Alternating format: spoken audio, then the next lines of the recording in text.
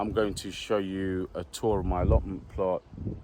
It's the first time I've seen it in about a week. I've been away in Wales for a little break, and it looks completely amazing compared to last year. Of course, last year was the first year that we acquired it. We didn't use it so well, and this year it's completely transformed. So let me take you on a quick tour of my allotment plot. So this is the entrance, really. You can see it looks just like a little jungle. And it's actually a half a plot. Because we're new here, they give you half a plot to start with, and my plot starts where this whole line of beans are on the back, and all the way up to where those green barrels are. So you can see everything is just well grown, and let me show you what's growing here. It's looking good. So let's start just on the right. I mean, there's two trees here which I didn't plant, obviously. So we inherited this fig tree and this peach tree, and both of these trees have got fruits growing. You see lots of different figs. Oh, I think this is almost ready to be picked.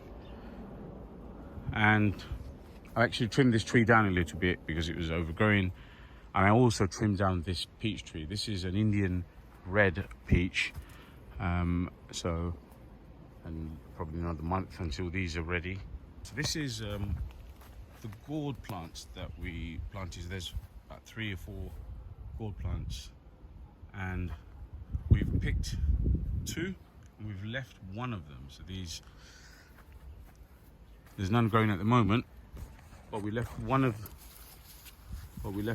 the gourds to seed. And then this whole bush here, this is shark fin melon. In the Bengali community, it's also known as Chinese kumra. So we've picked a couple of those already, and there's another one I can see. It's quite large, this one. The first one wasn't so big, but there's another one there. I can see another one. I can see a couple more. So there's one more here. See a couple more. And they're such heavy and big vegetables that you do realize you get sick of eating them. And just next to them, some kind of pumpkins, some nasturtiums, weed, some tomatoes. These are a plum variety I seeded myself. And let me just show you the rest of this bed. We had some chili plants growing here, or peppers, and these tomato plants are overgrowing and overwhelming them. But they're still going strong. I'll have to try and make some space here. And then next to these are the aubergine plants. I don't see any flowers, well, maybe some buds just there, but no aubergines. And then some more chili plants. They've done quite well, got quite big. And then I had some space and some spare hundreds of thousands. These are the hanging tomato variety, which I grow in my own garden. And then these are the type of courgettes that should have been picked a while back. I think I might pick a couple of those today. And then here are some other type of squashes. There you go, you can see a squash has grown. And then more courgettes. Oh my goodness. Well, I'm actually feeling a bit overwhelmed with the amount of vegetables that we have to pick. And then here, my brother-in-law, he planted some different type of squashes. A few cucumber plants.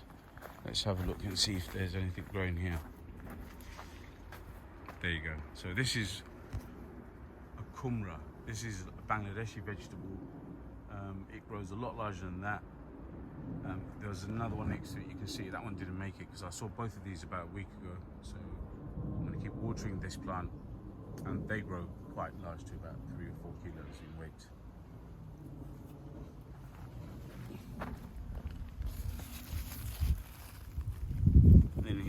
can see there's another squash.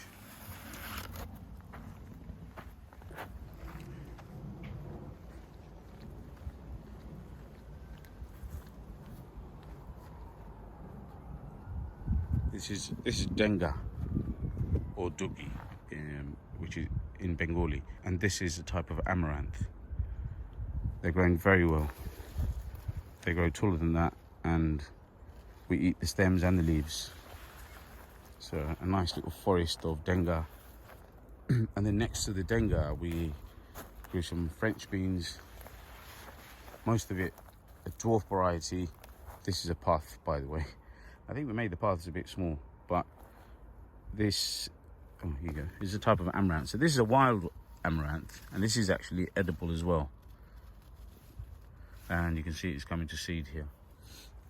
So these are the French beans, and here are some beans growing.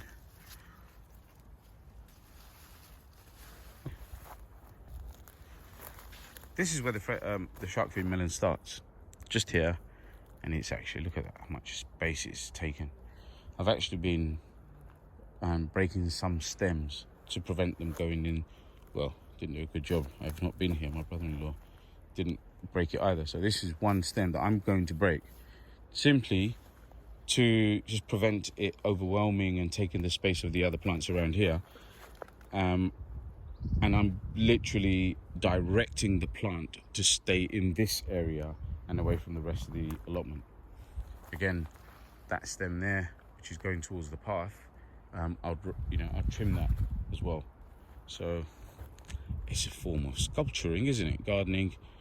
You're trying to shape it how you want, but you can do this with a lot of intervention, and it can still grow without intervening much. So that I'm going to have to cut off. And here are a bed of another peppers and chilies. So this is really good to see. So these are the first chilies that I've seen this year in the allotment. Peppers, more chilies. There's a white variety.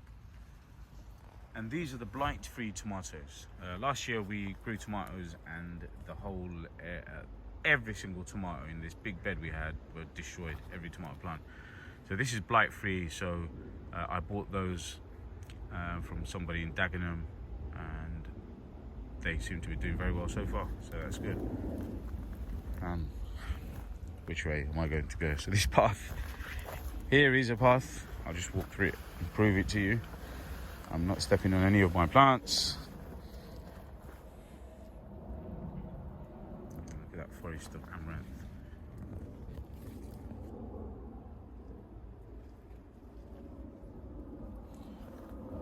So amongst the seeds of the dwarf beans we planted, we had some long ones growing, some vines, climbing beans I should say, growing. So it's not perfect. We probably could have made more use of this space, but it's not bad, because we really spent most of our energy on creating the paths and the beds and clearing, cleaning the soil out, filtering the soil. And then one of the neighbours gave me a boysenberry plant, so we had got 1 or 2 fruits which the bugs ate, but this will hopefully mature, and we'll try and keep it contained in this area. I'll keep it. Pete gave it to me. And then these cucumber plants, there's about 4 here. One of the plot holders gave it to me, and we've picked a lot of cucumbers, and there's another one growing here, another one here, and there you go, another one.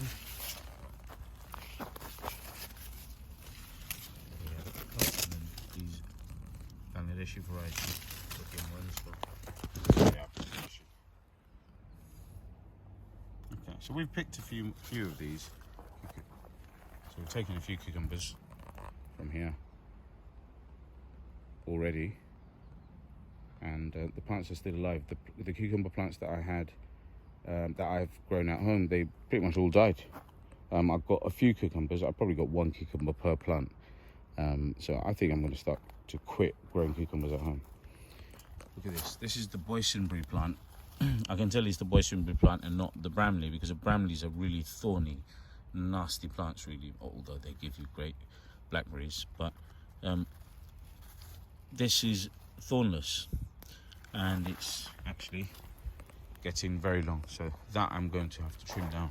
And then all of this is just a line of beans, some French beans and mainly Bangladeshi beans, hyacinth beans, and different varieties of hyacinth beans. So we'll have a look at that. So here are some beans.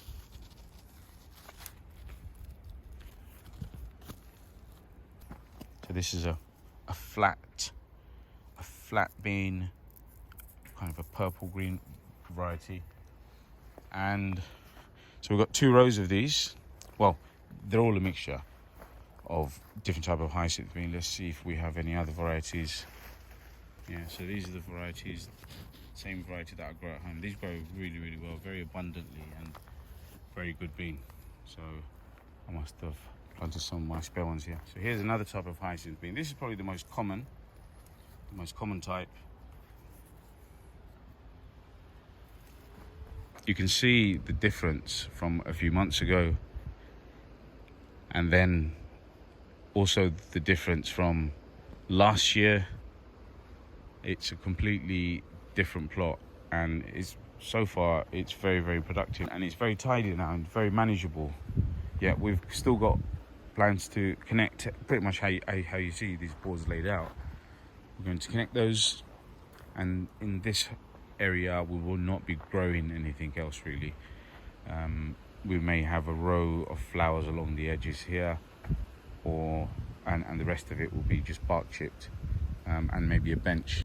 So this is what I harvested today. Some big squash. This is actually a courgette, but it's an overgrown courgette. I accidentally cut off these as I was putting the tomato plants. I'll see if I can get them to turn red properly.